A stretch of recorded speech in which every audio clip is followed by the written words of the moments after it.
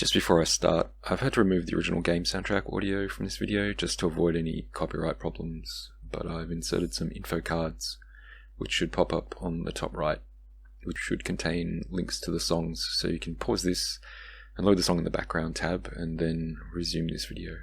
I'll also put the links in the description. So here are my thoughts on Life is Strange Double Exposure. I got the Ultimate Edition on PC and I've only played through it once. Overall, I thought it was okay. There's been quite a lot of negativity around the game, and while I agree with some of it, there seems to be a disproportionately large amount of irrational hostility being thrown around too, which I think unfortunately just dilutes any good productive criticism. For transparency, it's New Year's Day today, and I finished my playthrough on December the 7th and have been working non-stop since, so please forgive me if my memories of certain things are a bit hazy. There were a number of things I disliked about it, but no more than any other Life is Strange game, which reminds me I still haven't finished Life is Strange 2 yet, which is 100% my fault, but probably the next thing I rectify. There are also things that I liked, so I'll just run through a few general opinions, followed by some story-specific ones that you can skip in case you haven't played the game yet. So straight out of the gate, the soundtrack is superb. The opening number by Dodie, that doubles as the pause menu screen music, feels new and yet somehow familiar to the Life is Strange universe. I think it would just fit in easily into any of the other games. I had this short snippet of the Matilda Man song from the headphones moment during the preview that was stuck in my head for weeks until the game released. It's definitely my favourite song from the entire game and a neat throwback to the original game's title screen. Sound effects and dialogue were for the most part great, with the exception of some of the conversation fall off distance things. I'll get to the specifics during the spoiler section. Voice acting across the board was excellent. Hanatel smashed it out of the park with the performances max. Other standouts were Rachel Crowell as Gwen Hunter, Olivia Abiasi as Safia, Blue Allen as Moses Murphy too. None of the other cast did a bad job with their characters either, especially given some of the lines they had to say. Visually, with all the settings cranked, the game looks stunning. Lip sync was accurate, character models weighty with fluid animation, and the lighting felt really moody. I've got a 4070 Ti Super running at 1920 by 1200 though. Initially I tried running it on an overclocked 1070 Ti. At the lowest settings I thought were acceptable, and I was getting anywhere between 20 and 29 FPS. So on less powerful hardware, there's a quality level below which things go a bit yuck, and you'll be giving up frame rates just to avoid having to see certain visual yuckiness. Textures popping in and out. It was very distracting.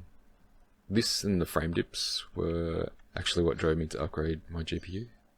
Even the newer card, the game still runs as if it's a fairly unoptimized game engine. In terms of gameplay, I didn't have any issues controlling Max or the camera or interacting with any of the hotspots. Selecting responses during the conversations was easy and intuitive, apart from one spacebar icon that I only ever saw in the first scene and I didn't notice it after that, and I still don't know what it does. Yeah, so far so good. However, there are some things that didn't sit well with me. I didn't like the high price of the game. I don't think anyone who bought the early access ended up with what they paid for, content-wise, which I'll get to later. And after playing the game, I think the Ultimate Edition should have been priced at what the normal edition was, and the lower tiers reduced respectively. I think, in fact, just having the early access kind of sucked. I mean, put as much extras and fan servicey stuff behind a paywall as you like, but don't alienate the fans just because they can't afford the higher price tiers of getting them to play at the same time as everyone else. To me, that's kind of shitty. I didn't really have any issues with the collector's edition pricing. Like, if you're gonna go for that, then price it however you want. I was surprised that the game launched with as many bugs as it did. I mean, one or two non-breaking bugs in the early access stages I could forgive, but I was seeing reports of glitching models and hair, incorrect scene lighting, like the whole scene just wrongly lit, scene transitions locking up the game, graphical glitches locking up the game that required a restart. I actually had a T-pose bug myself in one scene, and a continuity error in both mine and another person's playthrough that I watched. And this is after the full release of the game, when there'd already been a patch. So I feel these bugs were either already encountered in True Colors or the remasters, so seeing them in this game is pretty disappointing. Now for the spoilery bits. I'm going to assume you've completed the game, although given everyone makes different choices, there may be some stuff here that you missed or things that I missed that you got in your playthrough. I'm just going to randomly list things. First the bad, and then get on to some good things. Bad. The Alderman character needed more screen time, so we can get to know him a bit more, and for him to find out more about Max. That would have been a great time to insert clues about Safi that would make sense in the retrospective, and then the stakes would be like higher until he vanishes, which would have made for a bit more of an impactful event. Safi's transition to becoming a bit more power hungry, it needed more anchoring. In game, it just felt like the switch was too sudden and she became a completely different character. The same with Loretta and Gwen on certain occasions. The way they react to Max sometimes feels like a complete 180 within a very short time frame, almost like the next scene. And the build up to the roast plot, it seems like they had the idea to have it feel a bit more high stakes and impactful, but it felt really insignificant. It reminded me of a weaker True Colors ending. Overhearing conversations needed a step between inaudible and coherent, almost like a sort of in-between distance. You know, when you're overhearing someone and they're talking but you can't really make out what they're saying. And that ties into the scene where Max is trying to convince Moses she has powers. I had subtitles on, and Max started self-monologuing over what Moses was saying, so I didn't see what he said. And I was also too far away to actually hear what he said audibly, because Max's voice was so much louder. So I completely didn't catch what he said and failed to say the right response. He also didn't repeat himself for that section. And while it didn't change the outcome, it just felt really crappy, and I came away with the introduction feeling like the game mechanics had got in the way of my choices. Getting caught by Alderman in Moses' office had really no consequences. That felt really cheap. In the original, it halted the game and you had to rewind, which was kind of thematic, but she doesn't have those powers anymore now, so they should have found some better way of depicting it here.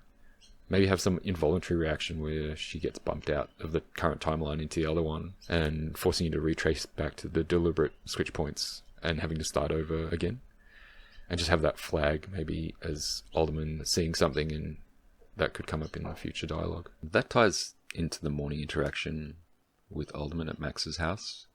His jump from 0 to 100 felt lacked subtlety.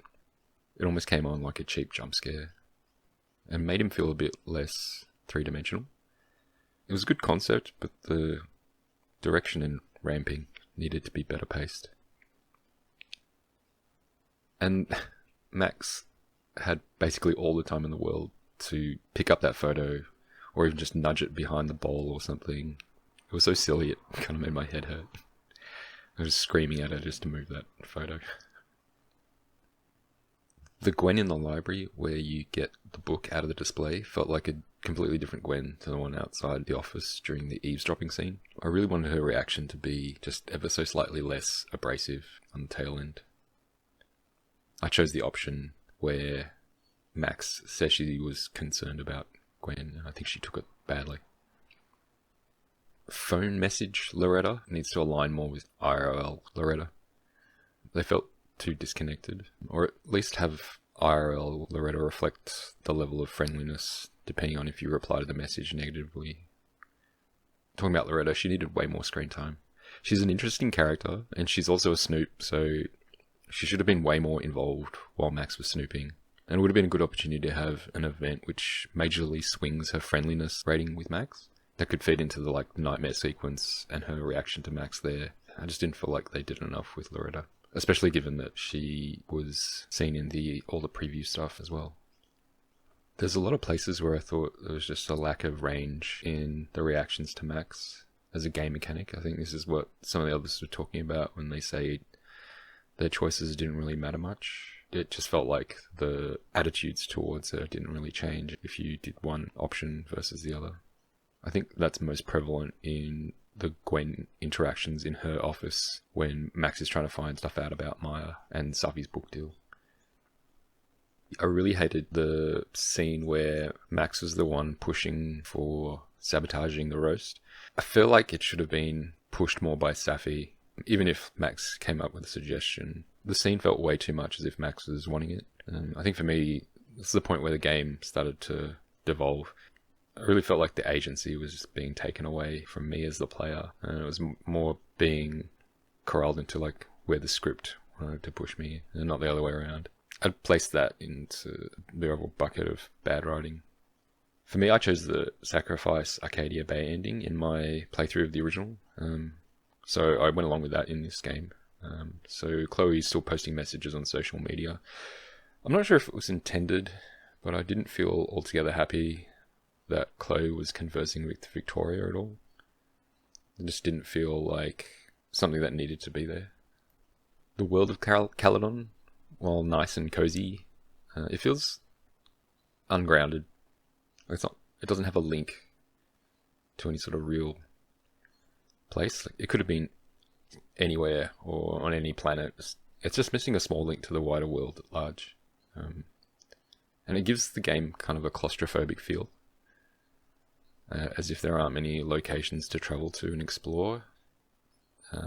Even if there are, even if there were just as many different scenes and locations as the previous games, this one felt like there were just very few places that you could go. And part of that, I think, blame can be put on the social media representation. I think it should have been a lot less prevalent, because it feels like some things were put there just as a cop-out for fleshing them out elsewhere. It feels like if they just hinted at it in the social media tab of the phone, then that would kind of explain it all. Yeah, it just felt a bit cheap. Abraxas needed a much larger part in the game, even if it's just a red herring or just purely for the basis for puzzle solving, just as its own isolated thing. It was already stated that it's a multi-generational institution, gives out puzzle boxes to members. It really should have had a rich history intertwined with the university that you could dive deep into and uncovering secrets dating back to the founding of the place. Instead, it's just a superficial side story without much mention, and it really goes nowhere. It's just a missed opportunity. The object swapping mechanic, I can't remember what they called it in the actual game. It needed more times in the game when you could use it. I think there was twice, and one of them was a cutscene, basically. So it needed more times where you could use it on small things or inconsequential things, so that it's not just dumped on you when you're recovering Safi's camera. It just seemed a little convenient. Another thing, I don't recall any random walking NPCs. Everyone just seems to be sitting or standing in place. I remember in the first game when you're just walking in the school hall, there's students walking in and out, and they'll push you out of the way if you're in their way, and stuff like that. Those sorts of little details bring the game alive. And I don't even remember if anyone walked around the quad. There was the guy skating on the ice, but you don't have access to go into the ice. Yeah, it just felt like people were really static. Locking the indoor outfit to the outdoor one in a single selection is way too restrictive. They should have had 3 separate selections. One for the base max skin, like makeup, hair, etc. And another one for each of the indoor and outdoor, respectively. I really liked one of the indoor shirts, but I hated the corresponding outdoor jacket, so I didn't even choose that one. I didn't get what Safi was asking for during the final decision. I was generally confused as to what my response options were indicating was going to happen. On to the good things. Max looks amazing. Actually, everyone's model looks amazing. Mocap and facial animations were so good. You can see and interpret the emotions. It's wonderful. Hannah is back. That's all I need to say about that. Moses, he's such an awkward but lovable character. He's the best NPC so far. Sorry, Victoria. Safi, at least initially, is really fun too as a character. Gwen is just so fucking cool. From the neck tats, band posters, motorcycle, she rocks. Amanda isn't a shit person. I like Amanda. Vin is a hot mess, and a lot of people I've read think he's all over the place, overly dramatic, overtly sexual, badly written, and ultimately unbelievable as a character. I think he perfectly depicts a number of people I'm familiar with in real life. Hot Dog Man is in the game at least twice, which is great. The Caledon grounds and interior are really nice. They're done really well. I think that's one of the standout sort of props of the game. What the hell is going on with Max's house? I want to live there. It's got an amazing view of the lake, and I'm jealous. Max's animation cycle, going up and down stairs, incredible, but she looks really cute doing it. Like, I don't know how else to explain it. And although I didn't like Diamond as a character, I like how much of her we got sprinkled throughout the game. Apart from right at the end in the turtle gathering, I think she should have walked out early from there, and that would have set her up being at the lookout when Safi approaches her. The callbacks to the early games is nice. Max coming out of the snapping turtle toilet area saying "oofa doofa." Like, what the hell? The virtual date with Amanda was really silly and fun, but it was way too short. I really enjoyed that bit. And the cliffhanger at the end of episode 2 and the one at the end of episode 3 with the Safi reveal, I think they were really great. They're really good points to end those episodes on. There's probably a few more that I've missed in there. I think they're just escaping my mind at this stage. Lastly, a kind of summary, but also maybe a kind of theory as to why this game ended up kind of the way it did. I think the game as a whole is probably the weakest installment of the entire franchise so far. But it's also got a much stronger front half than all but the first game. It really dropped the ball in the last 2 episodes. And given those points and everything I've said prior to that, it really resembles a lot of other failed projects I've seen in other non-related work environments where, you know, someone in upper management or one of the board of directors or some overarching entity that, you know, can exercise control, and they've got no prior input into the project and no real knowledge or experience of how the project has been progressing so far or what it's trying to get to. When they suddenly place some sort of restriction or requirement on the project that undermines the core of the thing, that's what it feels like here. And my theory is, like, what I think likely happened here is that someone at the top of the chain, most likely in Square Enix, has given a directive to Deck 9 to basically rush the game out under time, and likely with less budget than originally promised, probably halfway through the development, like just all of a sudden. And it wouldn't surprise me if that was the cause of things like reported conflicts in the writing department. And just look at the first half of the game versus the last half. You don't get that sort of flip-flop without some sort of pivotal change. And it's almost like you can see areas where there was like an idea intended to be there, but it's never extended upon or expanded upon. And it just seems to have been cut off short with no resolution. So I think that's basically what's happened in this case. It brings me back to my comments earlier about like irrational hatred and stuff towards Deck 9 as a developer. I think unless you were there or have been in basically the exact same situation, I think it's a little unfair for people to make assumptions about things without giving them the benefit of the doubt.